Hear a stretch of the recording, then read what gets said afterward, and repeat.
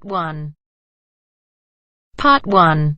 You will hear part of a telephone conversation between a job seeker and a recruitment agent. First, you have some time to look at questions 1 to 6.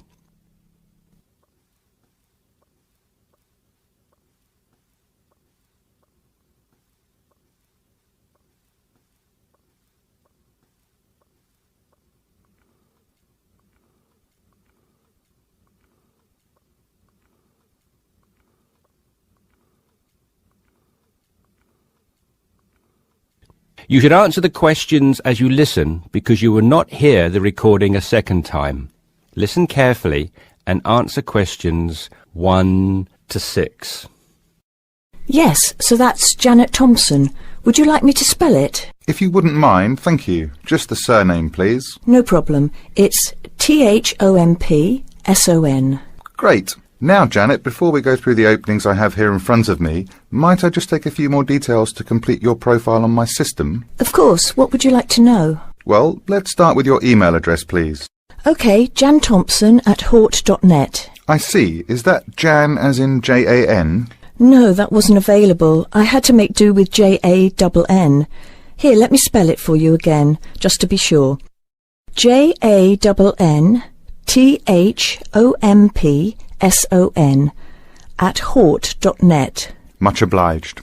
And could I ask, do you have your referee details to hand? Yes, what do you need? I need one work reference and one character reference from a friend or colleague. OK, for a work reference, there's Jane Foote. She's my former boss at Bermuda Girls' School, head of English. OK. My personal referee is Monica Carbody. Mon and I have been best friends since we met in Bermuda in 1991, when she was deputy head of English under Mrs. Foote. Perfect. And you mentioned, of course, that you're an English teacher, but are there any additional subjects you're qualified to teach? Yes, I have a diploma in special needs, and I can also do history to GCSE level. Very good. Before listening to the rest of the conversation, you have some time to look at questions 7 to 10.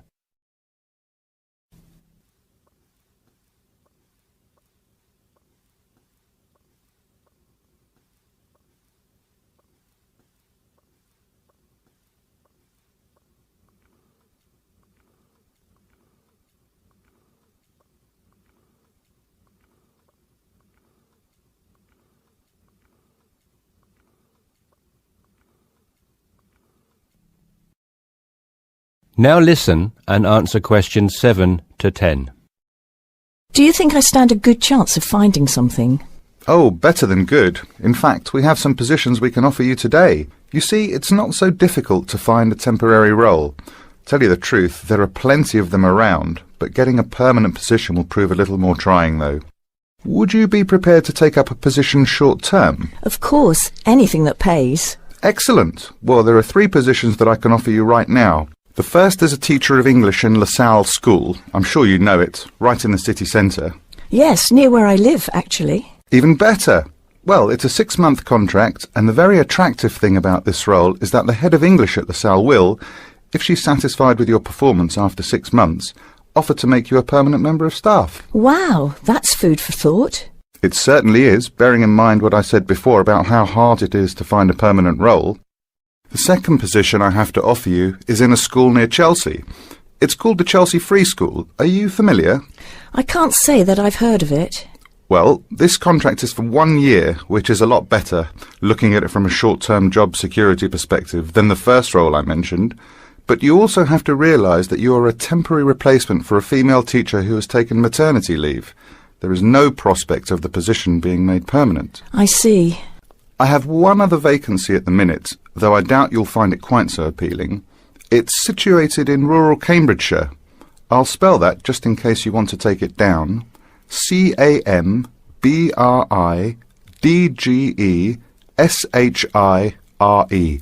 And the school simply goes by the name Cambridge, though it's not in any way related to the other more well-known establishment of the same name. I was just going to ask that. What a lovely location, though, eh? Yes, but there's a catch. It's only a 6-week contract to cover for someone on extended sick leave. I see. Well, I guess that's ruled out then. What sort of salary can I... That is the end of part 1. You now have half a minute to check your answers.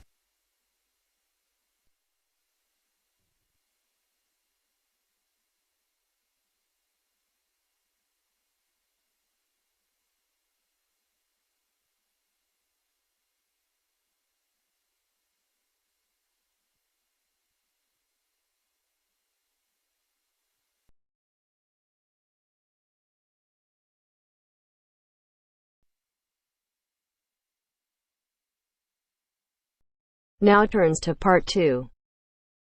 Part 2. You will hear a podcast on Camber's theme park. Now you have some time to look at questions 11 to 16.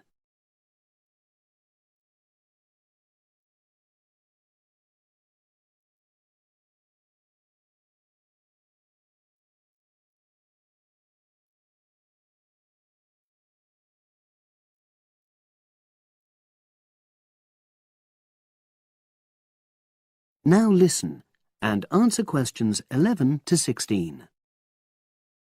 Welcome to Camber's Park podcast. In the next few minutes, I'll tell you a little about the park and the amazing things we have to offer. We like to think that Camber's offers more than other theme parks. Like them, we have a variety of exciting rides for people of all ages, but Camber's also places strong emphasis on the educational experience for its visitors. Not boring facts, but lots of interactive exhibits. Although it's mainly an outdoor experience, we do have some indoor activities if the weather gets too dreadful. The park's got a lovely, well-established feel, set in 80 acres of beautiful countryside, about 3 miles south of the tourist resort of Dulchester.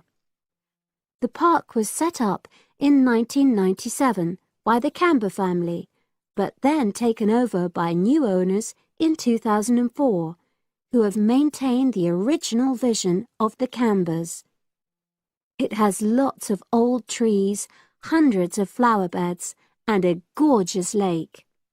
Cambers has over 45 different rides, exhibits, and arcades. All but one of these is free once you've paid your entrance fee. We charge a small fee for our newest ride to reduce the length of the queues. You don't pay anything for parking. A family ticket for a family of 4 works out at about £8 per person, which is amazing value. Full details of current prices are shown on our website, along with full details of rides, etc., and directions for getting to us. We also have a number of special offers. For example, if you live locally, why not join our Adventurers Club, which entitles you to 50% off ticket prices all year round, and a special lane for all rides and exhibits, which means you don't have to wait to get into any part of the park. See the Offers tab on the website. We've recently added a number of new exhibits to the park, and we're particularly proud of our Future Farm Zone, which houses over 20 different species of animals, from chipmunks to dairy cows. The emphasis is on getting near to the animals. All of them can be petted, and you can buy food for feeding the animals. Many of our younger visitors say that this is the high point of their visit. And speaking of food, don't let the animals have all the fun. We have a total of 7 different catering outlets on the site. We're open 10 to 5:30 all year round, and cold drinks and snacks can be bought at any time during opening hours. And hot food is available most of the day in the Hungry Horse Cafe from 11 until 5, just half an hour before closing time. Now you have some time to look at questions 17 to 20.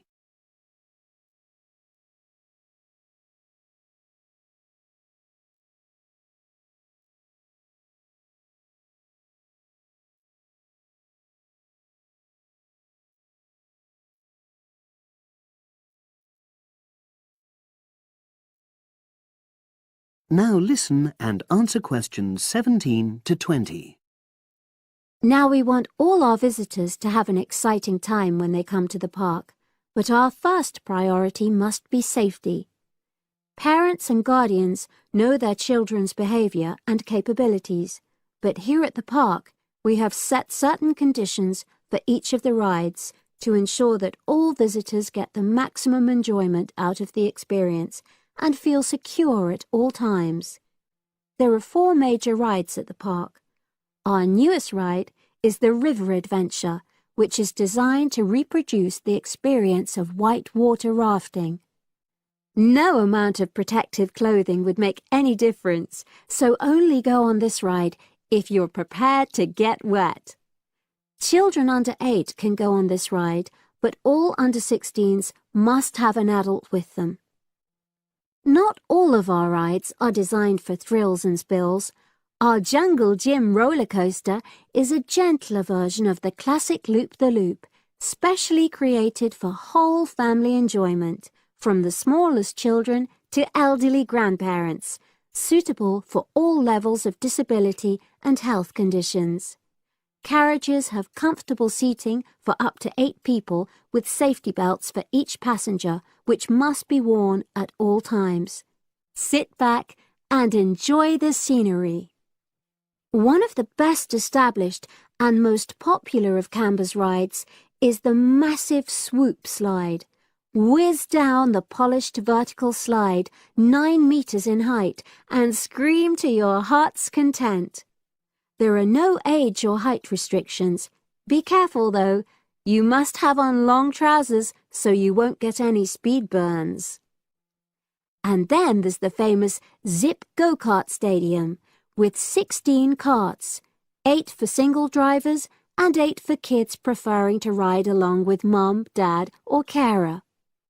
Take part in high-speed races in our specially designed Formula One style karts, but no bumping other karts, please.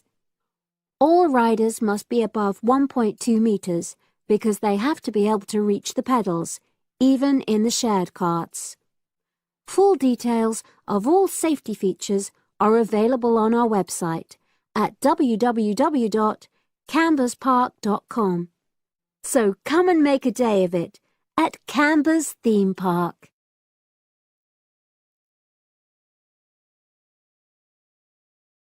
That is the end of part 2.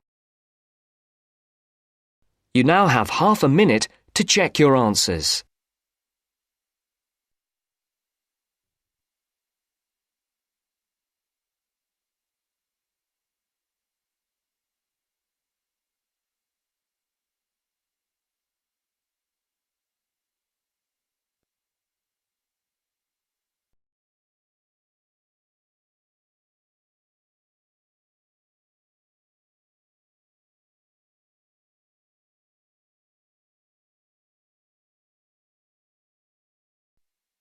Now turns to part 3.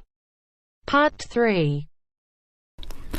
You will hear 2 business studies students, Evelyn and Mark, preparing for a seminar presentation. Before you hear the conversation, you have some time to look at questions 21 to 25.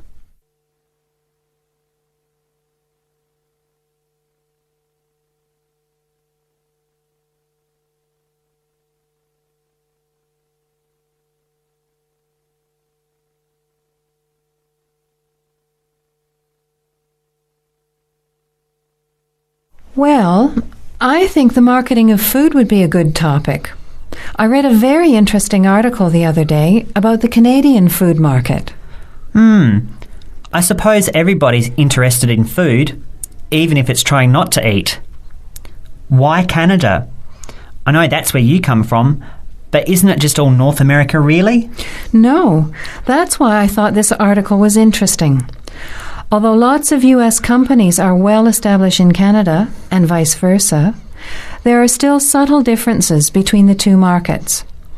It says here, the Canadian market is definitely not a northern clone of the U.S. I like that. And it says that if you understand these differences, It can have a big impact on successful food marketing. So I know that Canada has a big French-speaking population in Quebec. Is this what they're referring to? Not only French and English speakers, there are many different ethnic groups in Canada. It's really quite multicultural. For example, Toronto has large Asian and Italian populations, and Vancouver's got a large Asian population too. And because Canada's population is small, these groups make quite an impact, introducing new styles of cooking. So you can see lots of unfamiliar vegetables and things in the markets, and new restaurants are opening every day. It's great if you love trying out new foods, as many people do. Which kinds of food are becoming popular? Well, some Asian food, I'd say, has been popular for quite a while, like Chinese. But now, Southeast Asian restaurants are becoming very fashionable. Then there's Mediterranean, of course, such as Greek, Italian, and so on. But Caribbean and Mexican food is really taking off among young people these days.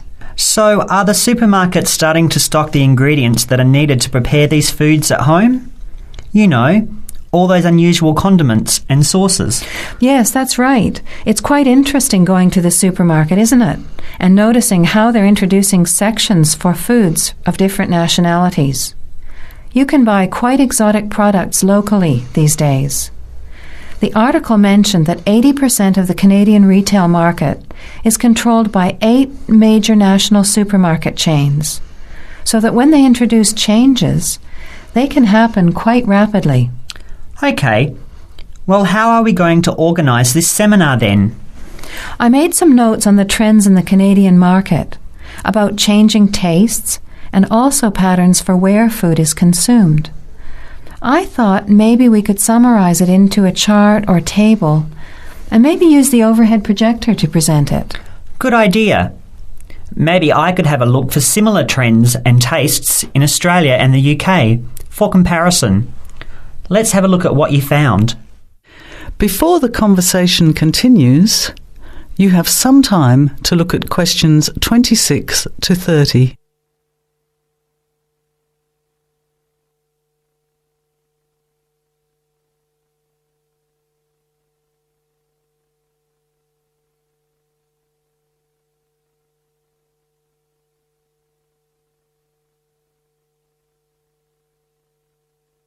Now, as the conversation continues, answer questions 26 to 30. The most significant trend, it seemed to me, was that Canadians are definitely interested in healthy food. For example, did you know that salads are the 3rd most commonly eaten food in Canadian restaurants? Really? What about organic food then? Is that becoming more popular? Yes, it's definitely moving into the mainstream compared to a few years ago. And a recent survey showed that 4 out of 5 shoppers said that they check the fat and nutritional information on the packet when they're deciding what to buy. What other trends did you find out? There's one change I noticed straight away when I was home last year in the meat department. You know, here the meat packaging says rump steak or 4-quarter chops and so on. Well, they discovered that most consumers these days didn't know what to do with these roasts and rounds and ribs. So the government approved a new naming system for cuts of meat, which is related to the required cooking technique. What a good idea. I've never really understood the difference between sirloin, rump, round and all those names. So how many new categories are there? 8. There are 3 kinds of steak, for grilling, for marinating and for simmering. And then there's what they call quick serve beef, for stir fries I suppose. And premium oven roast, pot roast and stewing beef. It's a great idea, isn't it? I hope it catches on here. I agree. Any other trends that you thought were significant? Well, what's really interesting is what the article called mobile meals. In other words, more and more Canadians are eating meals away from home, but not just eating more junk food. They're projecting a 40% increase in snack food sales over the next 3 years. And the growth is coming from healthy snacks. You know, the ones that have less cholesterol and fat, such as muesli bars, health food bars, and those types of products. Apparently, in the food marketing jargon, they're called nutritious portable foods, which means healthy snacks. The other major trend is that young people are doing more of the food shopping these days, so marketing has to be aimed more at them, as well as more conventionally at the mother. Thanks, Evelyn. I think we'll have an interesting discussion about these trends and the comparisons with other English-speaking countries. I'll see if I can get some information about them to compare with yours, and meet you on Friday to put it together. See you then. Bye. That is the end of part 3. You now have half a minute to check your answers.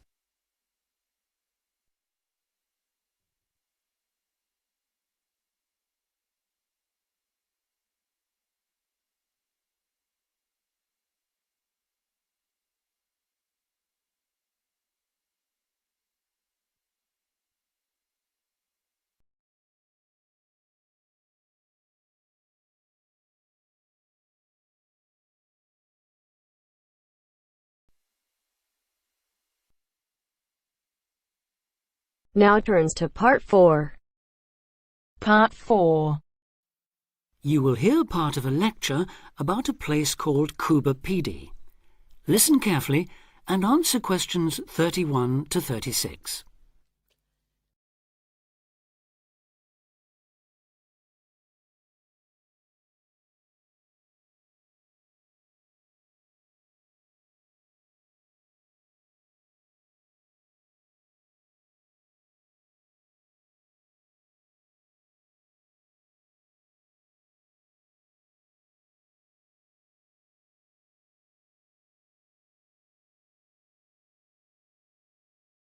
Listen carefully and answer questions 31 to 36.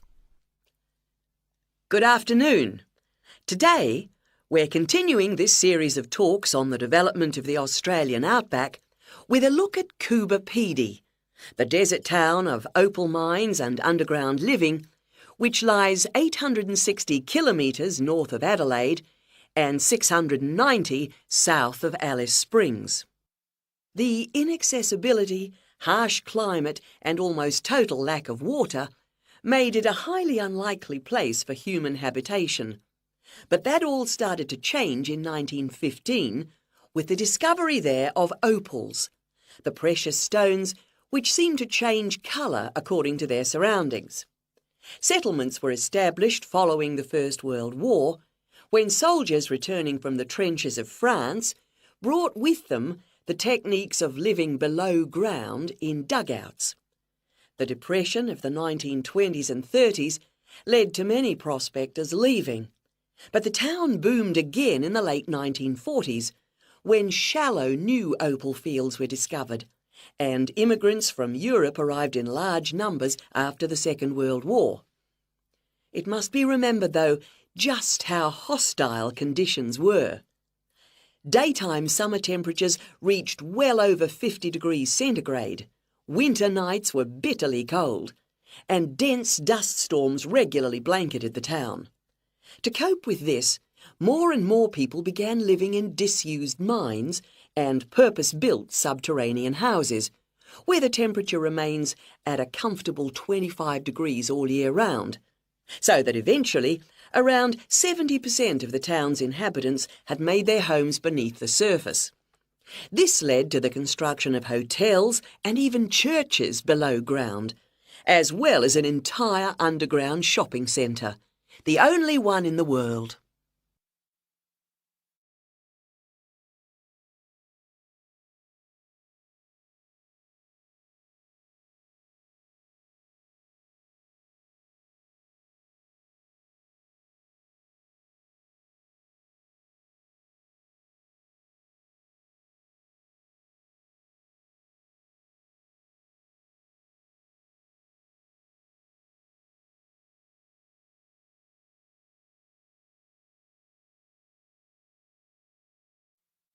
Now answer questions 37 to 40. Perhaps not surprisingly, this has now led to the emergence of a secondary industry, tourism. Increasing numbers of visitors come to see the tunnels and the caves with their ventilation shafts, the weird machines lying about in the town, and, just beyond it in the scorched red desert, the conical hills thrown up by the world's biggest opal mines. It's a logical stopping place for travellers too. The nearest town to Coober Pedy is Woomera, in the prohibited area once used for launching space rockets. But even that is an enormous distance away. Within the town itself, there are plenty of hotel rooms and a number of ethnic restaurants. Remember that Coober Pedy is one of the most multicultural places in Australia, with an estimated 45 nationalities represented, and its very own Opal Museum. A short distance from town, there's a section of the enormous barrier that runs thousands of kilometres across the country. The Dingo Fence, which is meant to keep these predatory wild dogs out of the sheep farming areas. Another attraction just outside town are the sets of various films made there, including Mad Max 3, as well as The Red Planet and Until the End of the World. Names that reflect the harshness of the terrain and temperatures there. The name Coober Pedy, incidentally, comes from an Aboriginal expression meaning white man's hole in the ground. Next, I'd like to go on to talk about Broken Hill, another mining town, but one that...